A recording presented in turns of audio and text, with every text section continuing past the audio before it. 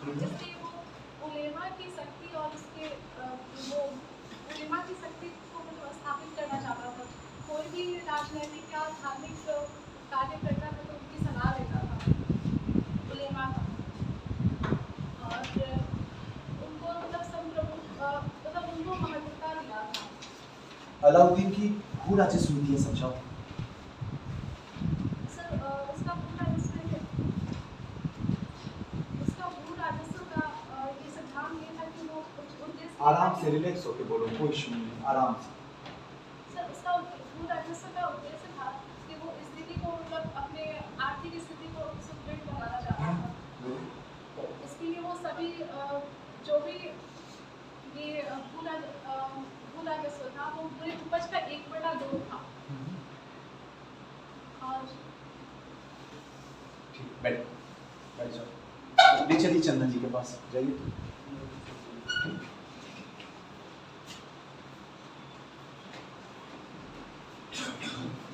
चंदन जी बताइए, विजयनगर साम्राज्य की सामाजिक स्थिति है।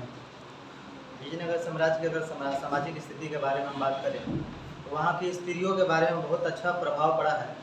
वहाँ की स्त्रियाँ काफ़ी सुदृढ़ और अच्छी थी। वहाँ की स्त्रियों को शिक्षा का अधिकार था और उनके जो राजा थे उनके पद पर भी आसीन होने का अधिकार था। वहाँ स्त्रियों की स्थिति में वहाँ बोला जाए तो स्त्रियों की सती प्रथा की व्यवस्था था, बाल विवाह का भी व्यवस्था था। सामाजिक स्थिति में सती प्रथा की व्यवस्था में स्थिति थी, ये स्थिति थी वहाँ।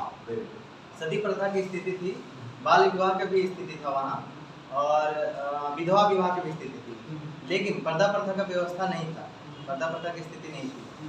और वहाँ का वहाँ का जो समाज है काफ़ी सुदृढ़ इसी प्रकार था।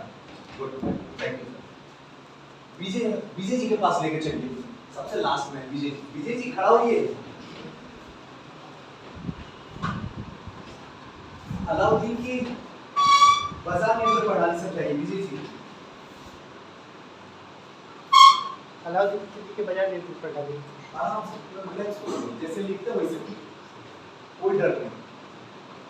सर इसमें 3 प्रकार के बाजार नियंत्रण में लाया था: गल्ला मंडी, कीमती वस्तु सराय अदर, और घोड़ा व्यापार और दास का घोड़ा व्यापार और दासों का बाजार। उसमें आपको सबसे पहला सर गल्ला मंडी सर्वप्रथम बाजार था। उसमें 7 अधिनियम थे। उसमें पहला अधिनियम था, उस वस्तु को आपको कीमत पर निश्चित कीमत तय किया गया था, जिसके तहत आपको गेहूं को 7.5%, जौ को 4। आप मुझे ये बताइए विजय जी कि अलाउद्दीन ने बाजार नियंत्रण प्रणाली जो लाया, इसके पीछे एक वजह बताइए। सर इसमें से सैनिक को वेतन दे सकता है, वेतन दे सकता था या सैनिक को सुविधा दे सकता था? सुविधा और दोनों अंतर है ना, बस समझिए उसकी बात। हाँ चलिए कोई बात, बैठिए।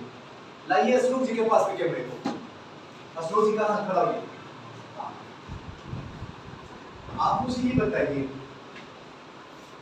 अलाउद्दीन के बाजार नियंत्रण प्रणाली के नकारात्मक प्रभाव बताइए।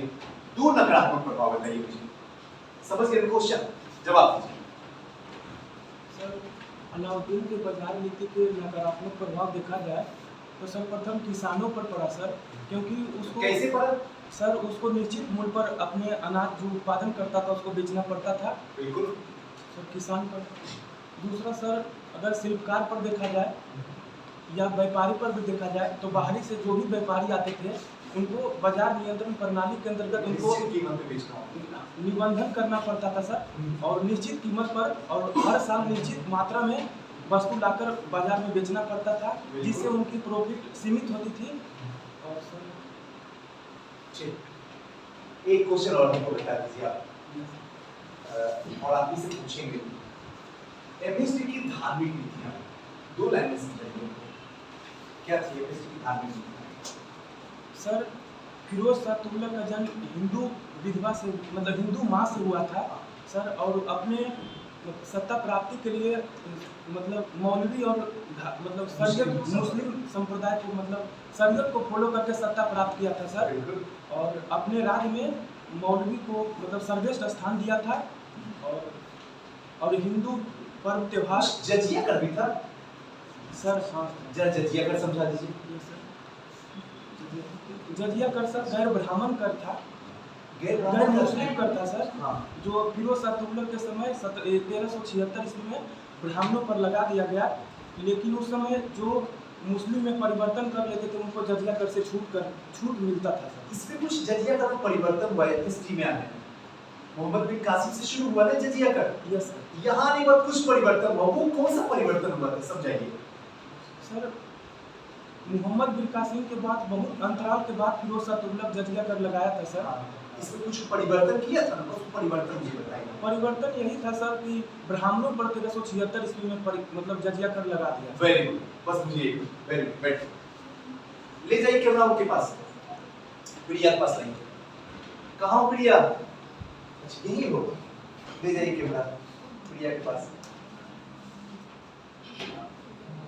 हाँ प्रिया, एमबीटी की जो एक योजना आपके दिल में लगे वो मुझे समझा दीजिए। जो मोहम्मद बिन तुगलक का 5 योजना था। एक योजना बताइए, कौन सा योजना आप अच्छे से बताएंगे? दोआब बताइए। दोआब क्षेत्र में जो कि गंगा यमुना का दोआब क्षेत्र है। हाँ, गंगा यमुना का क्षेत्र दोआब, कोई बात नहीं, कोई इशू नहीं। उसमें उपज का 1/2 भाग कर लगाया था, लेकिन जिस समय वो कर लगाया था उस समय वहाँ अकाल पड़ गया, और जिससे बारिश नहीं हुई थी जिसके कारण अकाल पड़ बारिश गया। नहीं हुई थी तो अकाल पड़ गया, जिसके कारण ये योजना असफल रहा। और दूसरा था कि उसने अपनी राजधानी परिवर्तन की। नहीं, एक ही योजना तुम बताओ, 2 योजना नहीं बताओ। इससे कुछ पॉजिटिव भी आया था, कुछ सकारात्मक बातें भी थी, जरा समझाओ। इसमें इस कारण उसने एक किसान के लिए विभाग स्थापना की। किया था, और इसमें उसने बंजर भूमि की माप करवाई और उसको उपजाऊ बनाने के लिए कोशिश किया। Very good. और उस मतलब किसान के लिए एक ऋण दिया गया, लेकिन किसान ने उसका गलत यूज किया। ठीक। और बीज और सिंचाई का भी व्यवस्था करना। गुड, वेरी गुड, बैठो, ले जाइए। आप बैठिए यहाँ। हाँ, क्या श्वेता नाम है? सोनम। सोनम, मुझे एकदम आसान क्वेश्चन तुमसे पूछते हैं। फिरोज शाह तुगलक के आर्थिक सुधार बताइए मुझे। कोई 2 आर्थिक सुधार, पूरा नहीं, 2 आर्थिक सुधार मुझे समझाइए, एकदम आराम से बोलिए। फिरोज शाह तुगलक की आर्थिक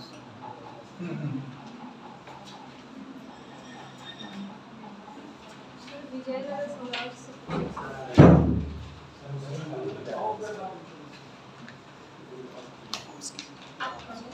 फिरोज शाह तुगलक का जो आर्थिक सुधार था उसमें तो पहले था कि लोक निर्माण कार्य किया, सार्वजनिक कार्य किया, करों में कमी किया, और उद्यान का मतलब उद्यान लगाया, बागीचा लगवाया।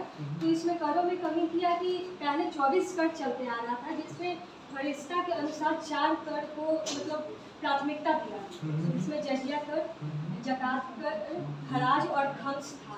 जजिया कर जो था वो गैर मुसलमानों पे लगाया हुआ कर था, और खराज खम्स जो था वो भूमि कर था, और खराज जो था वो मतलब युद्धों में लूटे हुए धन पे लगाया जाता था, और जकात जो था मुसलमानों के आय पे लगाया हुआ कर था। और जैसा कि मतलब बागीचे का मतलब बागीचा लगवाया गया था ताकि आर्थिक स्थिति पे सुधार किया जाए। उसमें 1200 बगीचे मतलब लगाए गए, जिससे मतलब खम्स क्या था?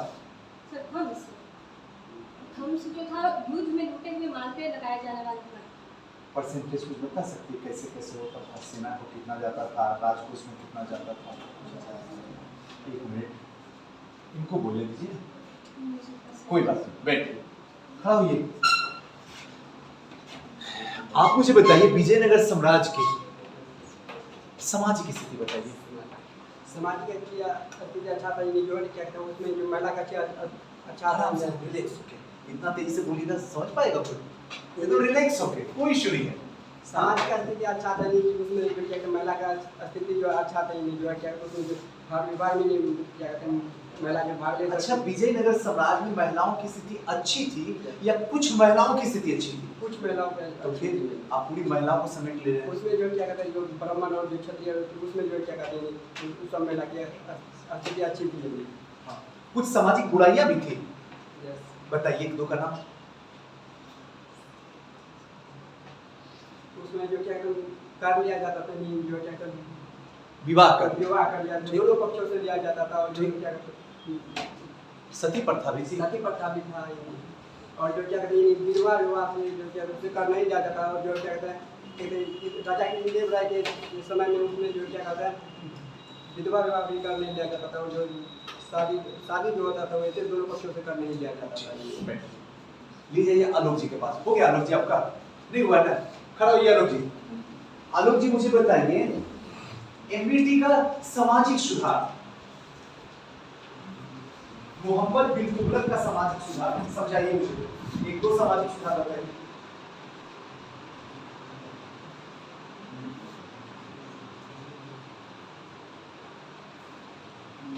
एमबीटी की कोई योजना बताइए।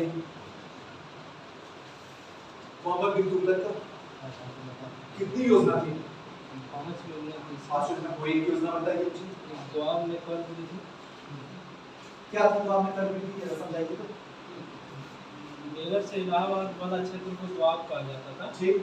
वो भूमि अन्य भूमि की अपेक्षा उपजाऊ थी, जिसमें वो कर 1/2 या 50% निर्धारित किया गया। ठीक। उसी समय बारिश न होने के कारण अकाल आ गई और यह योजना असफल हो गई। और इसका कुछ सकारात्मक पहलू भी है, जैसे किसानों के लिए कुएं और तालाब का निर्माण कराया गया, और किसान की सहायता के लिए दीवाने कोई की स्थापना की गई, जिसमें उसे उन्नत किस्म की बीज और अन्य सहायता भी दिया गया, जिसका उपयोग किसान खेतों पर नहीं किए। बैठिए, वेरी गुड। हम बच्चे को ले जाइए उनके पास। यहाँ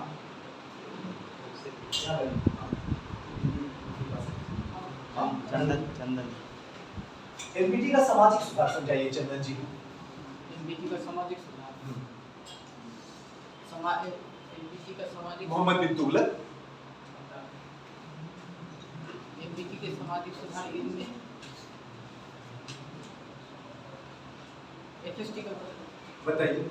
एफएसटी जो सर तुगलक ने अपने समाज में शराब और जुआ खेलने के लिए प्रतिबंध लगाया, और शराब के लिए दिल्ली से अपने